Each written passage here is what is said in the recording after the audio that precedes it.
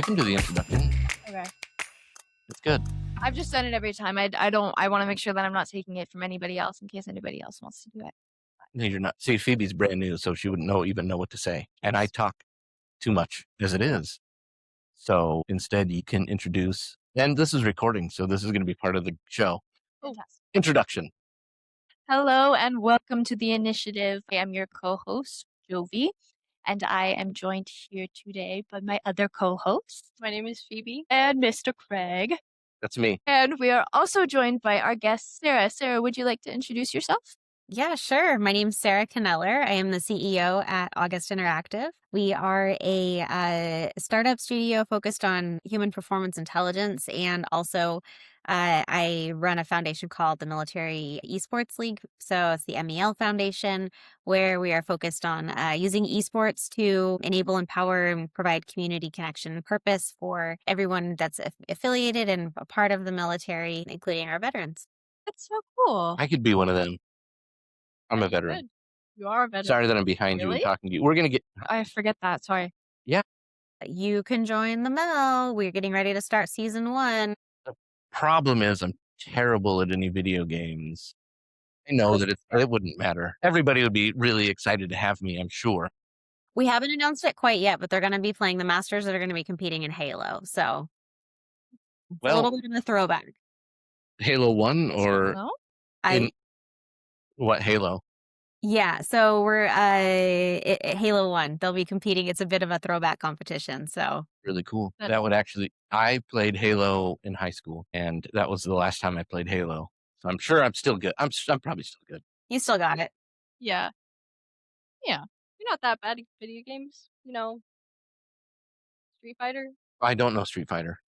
Yeah, I'm terrible at Street Fighter. I'm terrible at every video game unless it is like an economy simulator or maybe like RimWorld or games where I don't have to like be good at them. I can kind of just hang out and then my little builders will build things or whatever. It's Nothing fun to explore. nothing to take skill. I play with my kids and then they go and do all the hard stuff. And I stay back and build the base and manage all the things that we have to take care of so that like the base can function. Look, While my kids someone's build. got to be the parent, even in a game world. It's true. Right. Exactly. Yeah. I Yep. used to play Halo with my brothers, and they would go off and they would do the fighting and like be like good, like skilled at the game, and I would Be there too. Be there too, Yeah. Following behind them. But Phoebe, what's your favorite game? my favorite game, Nier Automata. I thought it was going to be Genshin. It is also against. Oh, also Genshin. Mhm. That's okay. Sarah, do you have a favorite game that you play? Do you play the games or do you just make everybody else play games? I usually just make everybody else play games. No, I like survival games, actually. That's But also like really goofy survival games. I like to play Castle Doombad, okay. which is super cheesy, but it's so much fun. So Vampire Survivors also very fun. I'm okay. You just touched a nerve because that is like my favorite game, and I've been playing it recently, and I have like 200 hours in it, and I'm going through all the adventures, and I'm getting all this up because every time they release a new update, I have to play and get all of the achievements, but I didn't for like the last 2 or 3 updates, so I have plenty of content to keep me busy. I don't think I've heard of these Oh, games before. What are they about? we're gonna change the podcast to everybody watching me play Vampire Survivors. It's really fun. It's super high stress, you guys. It's so stressful. And like when it's so stressful, but it's very fun. No, the other game that I've been playing, I quit. I got frustrated and I quit. But I was playing Silksong Hollow Knight. Oh my God. And I made it. I'm like about 2/3 of the way through right now, and I'm stuck. And so I was like, you know what? I'm going to pause and we'll come back to it. But I Yeah. love the art. I love this, like the music, the sound effects in there. It's very relaxing and beautiful. So, That song is really hard, but yeah, the music, the art, it's so good. Yeah. So about your company, would Would you like to tell us maybe a little bit more about what you guys do on, maybe like a day-to-day basis? Yeah, sure. Are you more interested in learning about the esports side of things or the development side of things? We've got two different initiatives working simultaneously. So Both of them, whatever one you want to start with. okay, cool. Well, let's maybe start on the August Interactive side. And what we're working on there is games, as you guys probably know, have the ability to collect all kinds of really valuable but also rare information about how we think, how we respond under pressure, how we approach challenges, strategies, all kinds of different things. And while we were at Valve, so previous to coming to August Interactive, I worked for a company called Valve Corporation, and I was the executive producer over there for about 10 years. And what we had the opportunity to see was on game platforms, you have the ability to see how people are performing in real time, and you can see which things are challenging for them, where they start to fall off. And there's a real problem in gaming. I just mentioned, like I quit Silksong because I got frustrated. But progression blindness is a real problem, and it's a real problem in games, but also it's a real problem for us in society. And so, in games, you have the unique ability though to see this moment where you can track you can see a player becoming frustrated, then you can see them hesitating because of that frustration, right? They get uncertainty. And then you can see that hesitation turning into quit rates. And you can track that in games. But it's the same correlation if you look at any type of human performance. So in sports, in school, in science, in medicine, in all these other domains, that same data is also highly applicable. So what we really look at August Interactive is how you can take all of the things that we can learn in games and all of the data that we can analyze in games and then apply it to real world context so we can get better at thinking, adapting, improving our cognition, all these things, social emotional intelligence, awareness, right? Spatial awareness, all these different things that help us become better people, a better society, a more understanding society, a more adaptable society. But it really all comes down to the ability for games to train people in very unique ways. I'm happy to talk all about how that impacts, like AI models, and all of the large language models and stuff like that. But really, it's our core thesis is games can be used for a whole lot more in the world, and in fact, they should be. Totally. No, that I like just speaking of getting frustrated and quitting games, one of my like all-time favorite games, Ori and the Will of the Wisps. You know that Yeah, one? I played it before, yeah. It's so good. It's the first one, Ori and the Blind Forest right now. And I originally started it on normal mode because, that's the typical mode that I would choose when I play games, but I restarted it on easy mode because I couldn't do it. I couldn't do it. But the story is so beautiful and the art style is so beautiful that it's like I can't quit. I need to keep playing. I need to keep pushing through. But yeah, I would love to hear about how all of this impacts what you were talking about, the AI models and whatnot. Yeah. Yeah, me too. Yeah. Yeah. So I don't know if you guys saw on Friday, actually, super timely. Anthropic just announced that they were pulling out of a giant DOW contract for the US military. And when they pulled out of that model, they cited the fact that, or when they pulled out of that contract, they cited that their AI models, the Claude models, right, for Anthropic, are not capable of making human decisions under pressure. And so what we know about the way that AI models have been trained so far is they're trained on, repositories of text and image and, all this archived data that exists on the internet. And for better or worse, Reddit, right, which is a huge disaster for all of us. But none of those are actually representative of human performance under pressure. None of those represent, like the way that we feel as people when we're making a decision that is time constrained, resource constrained, has serious implications on the back end. And so large language models have been trained on data that doesn't have the right context or the right inputs to be able to generate the types of serious decisions that need to happen in order for truly agentic AI, right? Or autonomous systems of any sort to operate. And so as Anthropic was talking about that, they were explaining the need for human performance data in order to be able to get their models to that place where they can feel confident in having those decisions made. Games specifically give us the largest learning laboratory on the planet to be able to look at human performance under pressure and understand how you make a decision when you're faced with a challenge and how you respond under stress, right? We can look at things like our comms log, our dialogue between each other, right? If I say something and it tilts you, and then we have a snowball as a team, we can now pinpoint that exact moment where my behavior threw off everything for everyone else. And so that's a data set that doesn't exist anywhere else, right? You can't grab that richness of data in any other platform. Right. Also, you can look at it across languages, regions, and countries, because human responses, hesitation, stress, a bunch of these triggers that we would experience as humans, we experience them the same, we display them the same, even though our languages are different. So you can look across cohorts and see just how similar we are all around. Mhm. That is so wildly cool. Go ahead. Sorry, Oh, you were I was already just talking.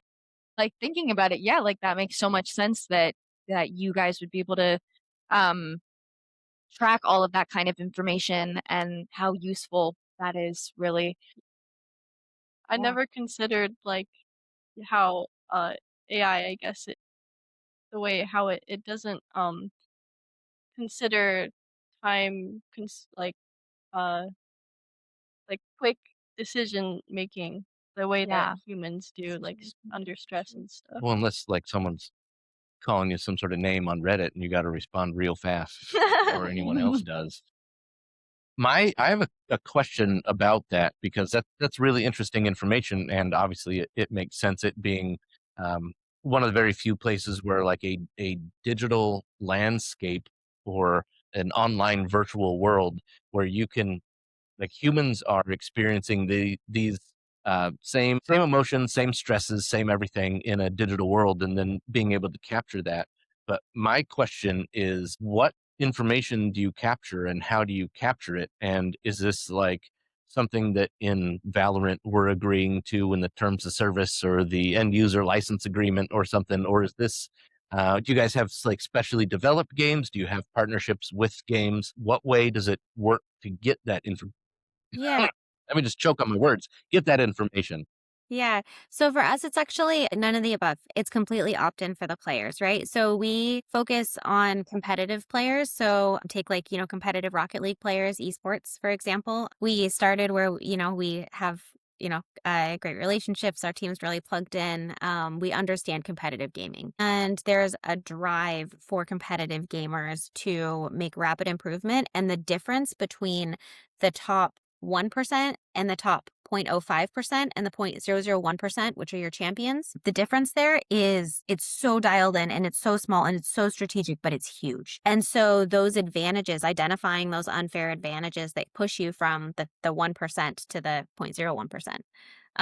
Is really what those players are looking for. And so for us, it's as simple as they upload their, while they're scrimming, they're recording with OBS anyway. So they upload their replays, they upload their replay files. We're able to, analyze and parse all that data on the back end and then provide them with a customized, so we call them ULOs, unidentified learning opportunities. So we're able to send back to them, hey, here's the top 3 things that you can improve right now in very actionable formats, right? So we're not giving people raw stats. We're not giving people commodity match stats or anything like that. It's here's the exact thing that you can do to improve yourself immediately. And so that very, very specific feedback loop then allows the player to go apply that intervention that we've prescribed for them. We get to finish that loop and see how that intervention played out. Did they improve? Did it work? Did they operationalize it effectively? All of that. And then our model can then learn, yes, this did work, or no, actually, we need to improve it in this other way. And so it's a test and learn cycle, but it's all entirely opt-in. And yeah, so players are self-selecting into it. And it's available free to Nooksack Valley High School. Our esports team can get Wow. better, right? It certainly can be.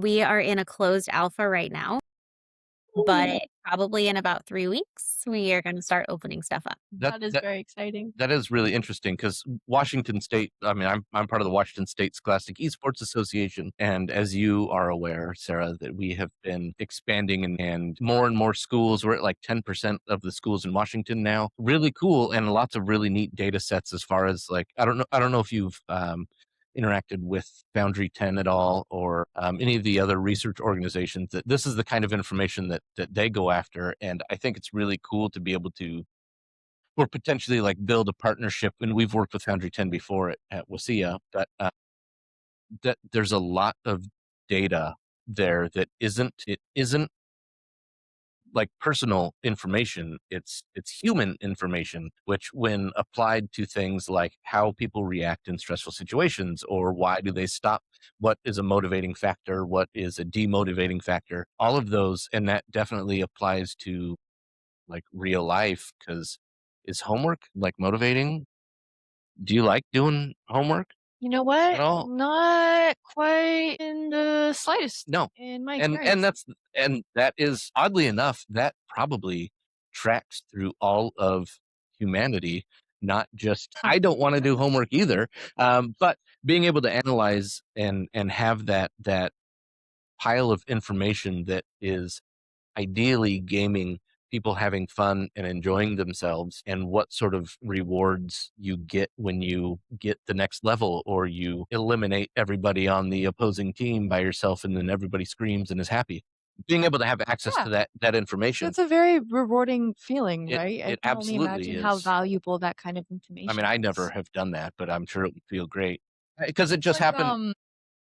when when I was playing Stardew Valley and I finally got deep enough into the mines where I got iron. I was so proud of myself in that moment because I Outstanding. don't like mining, Yeah. but I love Stardew Valley. Anyways, Remember when you talked to were you there? You weren't there. You For who? missed it. At PAX, Yes. you were there. I did not meet him. Concerned ape. Yeah, that's okay. I did not meet him. Anyways, Because some I students was got to meet I Concerned was in Ape. line for the Resident Evil you 1 were in line for the for Resident 2 Evil demo. hours. And you know what's funny is I think that if we would have talked to the people and showed them your special guest badge, you probably would have gotten right in. But I didn't realize the doors that those badges opened until after you were done. So that's my fault. Wow. I waited all that. But you were having that great conversation with that old lady. Here's Sorry. for next time. I didn't know. For next time. I did make a friend, but Anyways, yes, outstanding because that information is great, and I think that it will help. It will help us understand again, like humanity as a whole, because it's weird that we have the ability to grasp those human interactions and those human emotions in game form because we put all of that information and all of our actions. That's how you get that stressful information. You don't really get it, or you can't really tell that it's happening when you are retyping a letter in Word or an email. You may understand that I'm upset, but I'm going to type this email all nice. But when you can get voice logs or you can get whatever and see how people are reacting, and even just seeing, we had our students do heart rate monitors when they were playing Super Smash Brothers and when they were playing Valorant one year. And it was really interesting because the kids, their heart rate was in like the yellow in the fat burn heart rate level the entire match of whatever they were playing. And you can also see, and we went back and plotted the peaks and the lows based on whether they were alive or they were just observing, or if they're playing or it's the last 10 seconds of the round and you got to do with it. Like you can see all of that and you can correlate all that information. I didn't know that that's what August Interactive did. So I'm actually really glad that you asked because I had no idea. I literally had no idea. And I know you and that you do things, but I didn't know what your business did, And apparently. sounds so beneficial for the players Yeah, that you're right? gathering this data and information on. So what's the business aspect out of it? What do you guys as a company get out of it? Yeah. So for us, really, it's kind of two parts. The bigger part is that we are very much founded as a passion project. We That's have awesome. seen so many. So while we were on Steam, I was on Steam for 5 years, and while I was at Steam, we just had the incredible opportunity to see how many people were connecting through games and how many people were forming communities in games and across, and it transcended, language barriers and geographic barriers and gender and socioeconomic status, and just like nothing matters when you join a game lobby. Like everybody joins a game lobby and you are the same. It just comes down to if it's, a skill-based game, it comes down to your skill. And if it's, an open world explorer, like whatever it is, like you just get to come and do your thing. And so for us, it was understanding how do people learn better and how do people understand ourselves better, and how do we have so many commonalities and so many similarities around the world, and yet we misunderstand each other so often, and it comes down to miscommunication or body language or us not actually understanding ourselves, right? Like maybe I don't understand what actually tilts me. And so being able to turn the lens around and say like, okay, well, what if we used games, because we can look at all these things in games, and what if we used games to be able to figure all that out, and then be able to share those findings with the world, and be able to say, hey, here's what we can do. And so um for our team, it's very aspirational. It's being able to say, like, games get a really and the other side of it is games get a really bad rap. Games get a lot of bad press. Gaming, at large, is under scrutiny kind of all the time. It's always like a weird kid in their basement that's antisocial, and, like, there's all these stigmas that exist around gaming, and we know that's not true, right? We know that 86% of the world is gaming, and 94% of Gen A is gaming, and 50% of women are gaming, right? Like, we know all these things, but it's not common knowledge yet. And so that's the other part of it for us, is using it as a mechanism to be able to talk about the impacts of gaming and talk about the community building and all of the pro-social benefits that can come from gaming, while also being able to simultaneously understand how we are as a society better, and be able to understand how we learn better, and to be able to understand what makes world class world class. And if you can identify world class, then can you reliably, repeatedly manufacture world class, right? Like, how do we use that to make education better, to make society better, to make, like the way that we talk about social and emotional learning skills better? All these things that are tangential to gaming that people don't correlate with gaming, but they're very closely tied.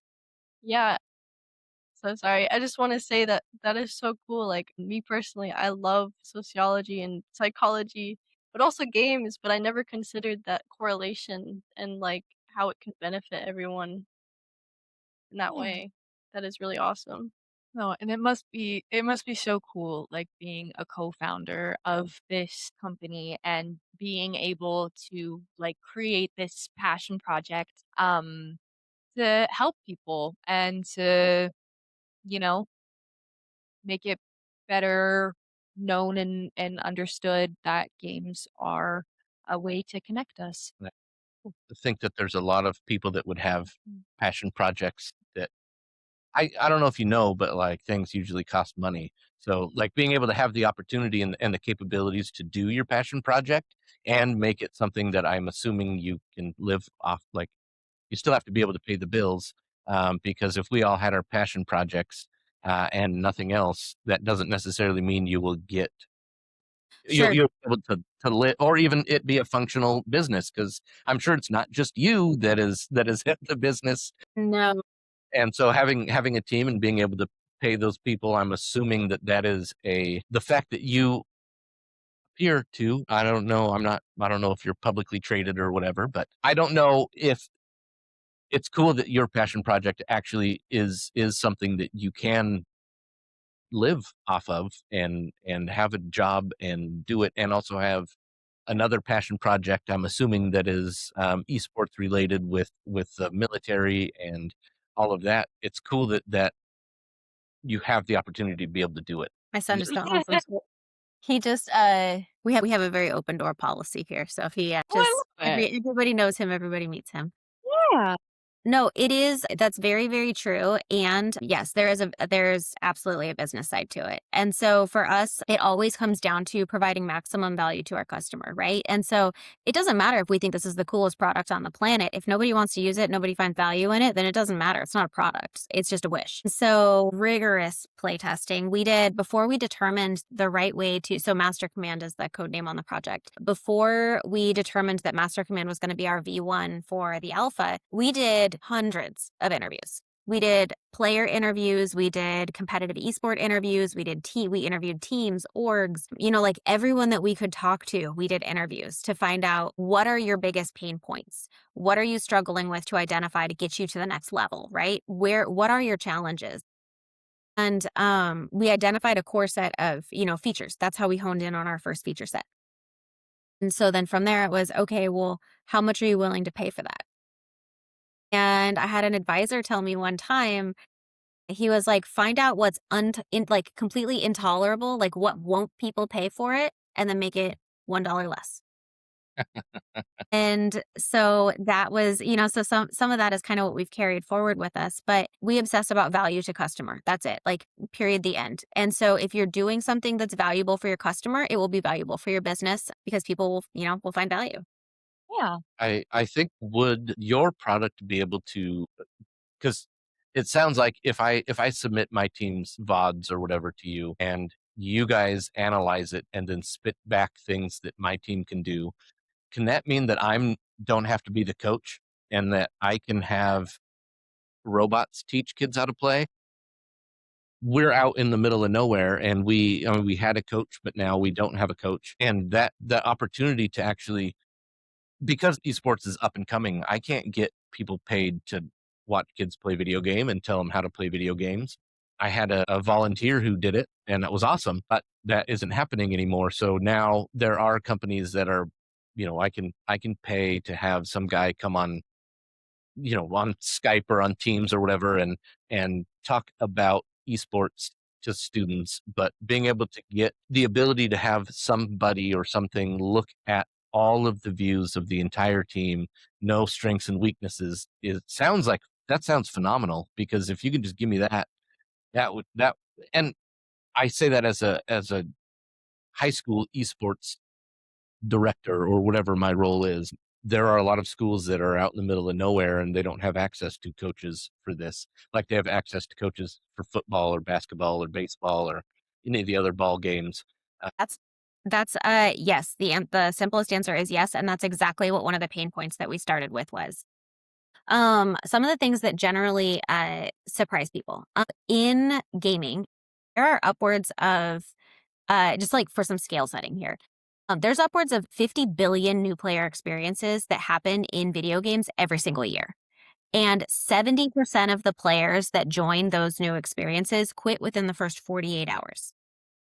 And so for like a quick like market snapshot there, if you were to recover only 5% of the attrition in the industry from that drop off, it's $15 billion a year. So it's a tremendous impact on the industry. It's a tremendous impact to the individual, and it's a tremendous impact to the developers and publishers. One of the things, so in response to that, the churn cliff that we see, right? So it's a frustration drop-off rate. And so one of the things that you see is that there's been, there's aim trainers that try to help, people get better. There's 40 million people that are using aim trainers every single month. So there's a market there. But it's really just like, how do I point and click faster with a little bit more accuracy? It's not refining my strategy. It's not helping me refine, like my composure or any of those things, right? There's personal coaches, which you mentioned, right? Personal coaching for things like League of Legends is up to $100 an hour for a human, completely unscalable and unobtainable for most people, right? Most people can't pay $100 an hour for a coach, and then we're limited to still one-to-one human interaction. So what we really did was look at how do we productize the best of both of those and give that one-to-one experience in a way that's repeatable, scalable, and productized. So that's exactly the premise that we built the entire platform on, was being able to make it so that you had access to that high quality training data because it's continuously getting used by, all the time. It's keeping up with the metas, which is also another challenge. And the most compelling thing for us, the thing we're really excited about is, yes, we're starting with Rocket League right now, right? We're adding more games all the time. Our vision is that this is game agnostic. So it can observe any game. So it doesn't matter if you want to play a first person shooter, a MOBA, or a survival game. It can watch any of them because it's a computer vision model, so it operates outside of the game. That's so cool. I don't want it to see how bad I am at survival games. I love survival games, but like, hey, I would idiot, let you it dropped, if it was you didn't pick up that stick, and that was one click. Things like StarCraft, if you want to get into like the amount of clicks per second and actions per second that like the top tier StarCraft player, I just I don't want it to see, because then it's gonna be like, oh, you want to be these people? Yeah, yeah. Good luck. You can't even move that fast. What I like about it is that we look at like longitudinal, we look at like yourself versus yourself over time. So you can see, right? Like a lot of times we talk about like if I can just get 1% better every day, like the best I way to don't growth, right? right? Yeah, incremental growth. And so that's what we really look at. Like you can benchmark yourself against cohorts, you can benchmark yourself against like classes, ranks, whatever you want to benchmark against. But the main benchmark, the important one is like myself versus myself over time. Could you train your model to, if I were to say something like, I want to be grandmaster in, what do I need to perform at that, or even like platinum or something that's lower level, like what the players that get stuck in that platinum or in diamond or whatever, and they want to break up to the next rank, like what are the things that the people in, Yes. what the tier above you, how are they playing versus how am I playing, if I want to just make it to the next one? And then you can say, hey, now that I'm here, I want to make it to the next one, so what kind of things do I need to improve, just so it's not like aim better and duck less or whatever that they yell at me in Valorant for. Nope, that's exactly it. Like a cohort, class, rank average, whatever you want to benchmark against. So it can be you versus the average of your rank right now. It can be you versus the next rank, what your target rank is. Where do you want to go? So you can choose all those parameters.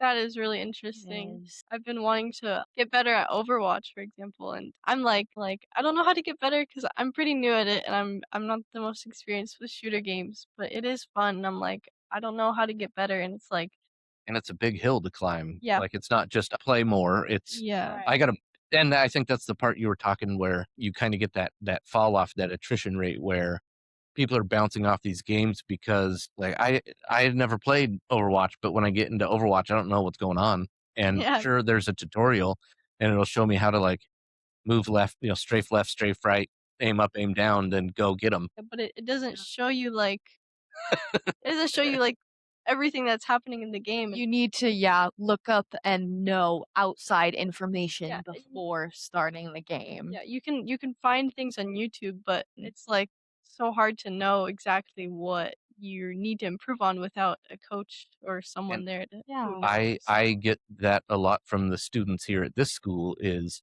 kids that are interested in the games, but they haven't played, like I've played Valorant, but I haven't played Overwatch or whatever. And like I don't know how to start. I don't want to learn a new game because it's not easy. Yeah. Like getting in, and especially getting in after how long has Overwatch been out? Like a while now, long Right. time. So there's a lot of historical data and a lot of old hat knowledge that's laying around on the internet. So are you looking at, and you mentioned like the changing with the metas and all that.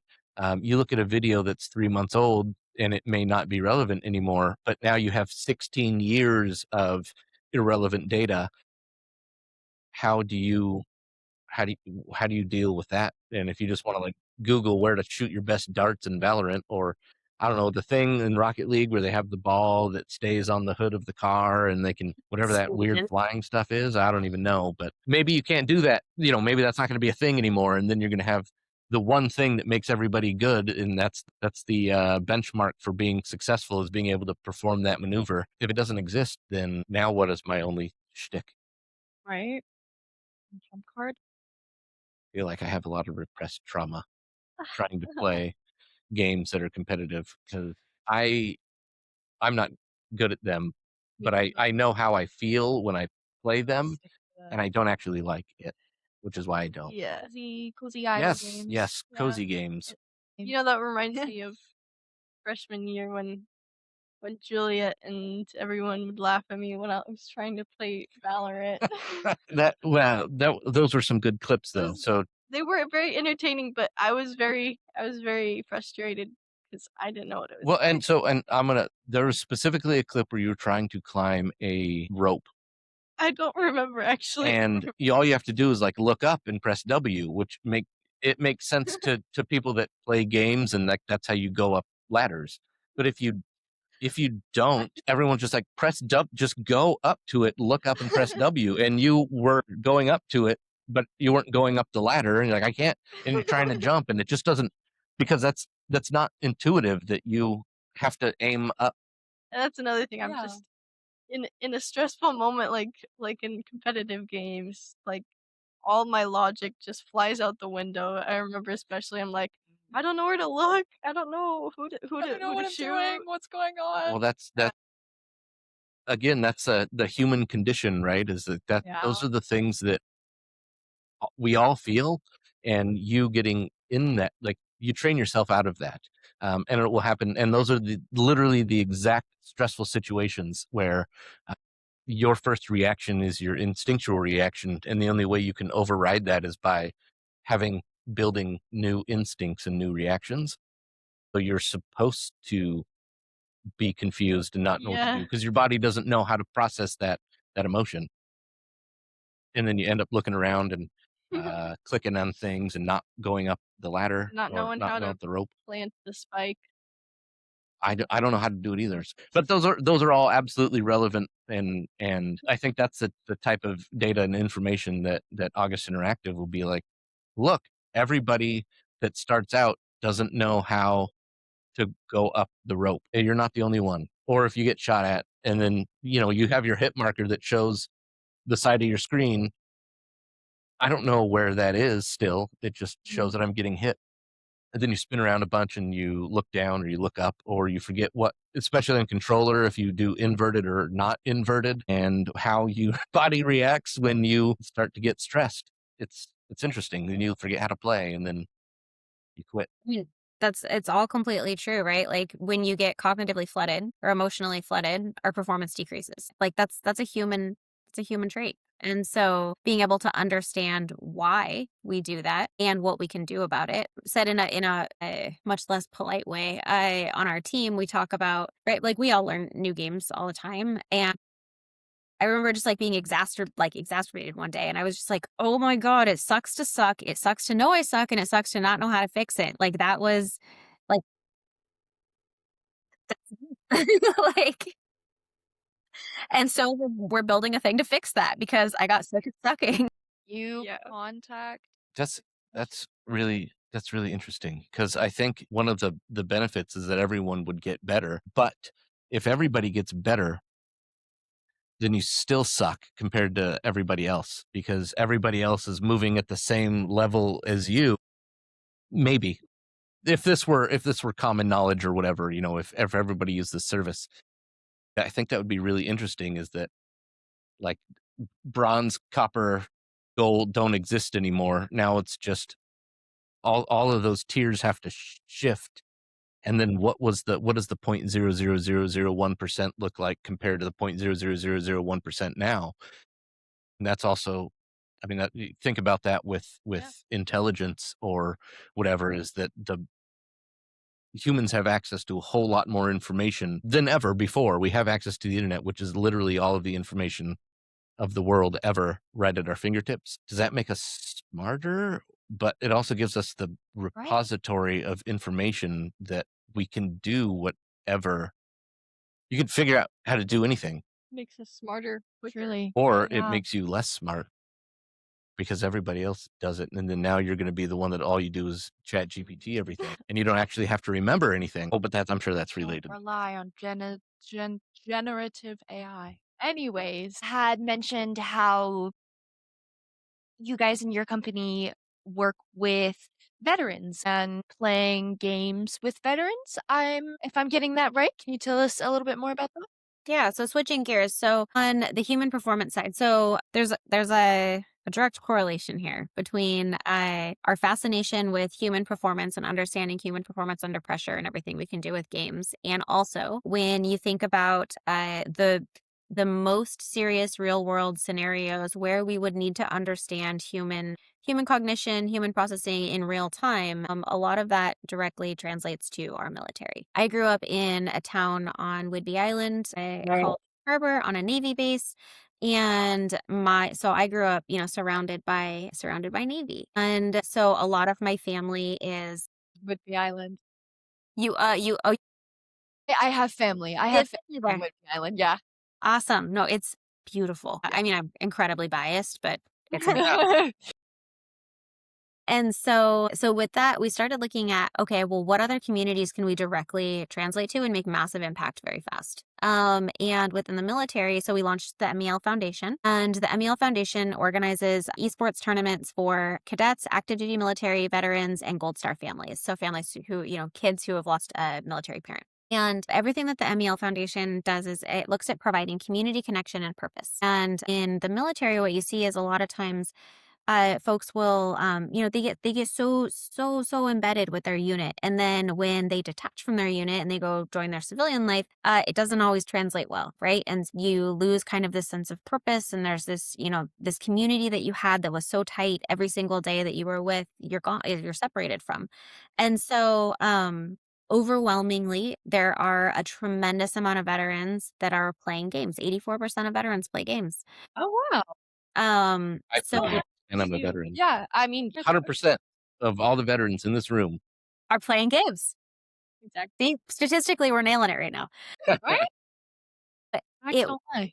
yeah. So for us, it was okay. Well, how do we use games to build the communities that we know they can build? We know we can reconnect people, and we know that it doesn't matter where someone is joining from. They can be in a rural area, they can be in an urban area, they can be wherever. It doesn't matter. The other thing that's amazing about games with veterans is that there's all these different alt controllers that people can use now. And so accessibility has gotten much better. And so for veterans who have physical disabilities, they can still join games and they can still talk trash to their friends and they can do all the things that they loved about being in the military. They can be part of the tribe again and they can just feel normal. And so that was really the thing. We launched a pilot for a program. We called it Gamers and Guardians. And it was free to play for, anybody, military affiliated. They got to join once a week. We ran a Twitch stream. And it was about 4 hours and people were having so much fun. They would mark it on their calendars because they got to join every Thursday and they would play with their friends. They would come as a team. And it was the way that I explained it to some of the older generals that we work with in the military is it's the new version of golf. You guys go walk around the golf course and talk to each other, and millennials on down join games and they're talking in the lobby and they're talking about life and they're talking about all these real things, and there's bursts of action, but then there's all this downtime also where you're just hanging out with your friends.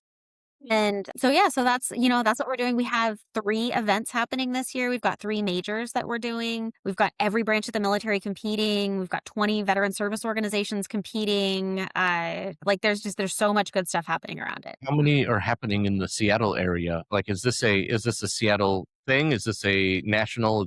I'm assuming it's national, but I don't want to let you It's national for this year. We're part of the America 250 celebration. And so this year, our majors will be in San Antonio, so Military City, USA in May. We'll be in Washington, D.C. at the D.C. Armory in August. And then we will be in Raleigh, North Carolina in November. What day in May? May 29th and 30th. If you guys want tickets, let me know. I got passes for you. In San Antonio? San Antonio, yeah. Okay. I got it. Not you. No, not you. I'm kidding. No, I think San Antonio is the FBLA National Leadership Conference is in San Antonio, and I can't remember what day in. It was probably not May. No, that'll be in July or August. I was getting state, and because state this year is last year, and you were on the panel that I hosted, which was really cool, and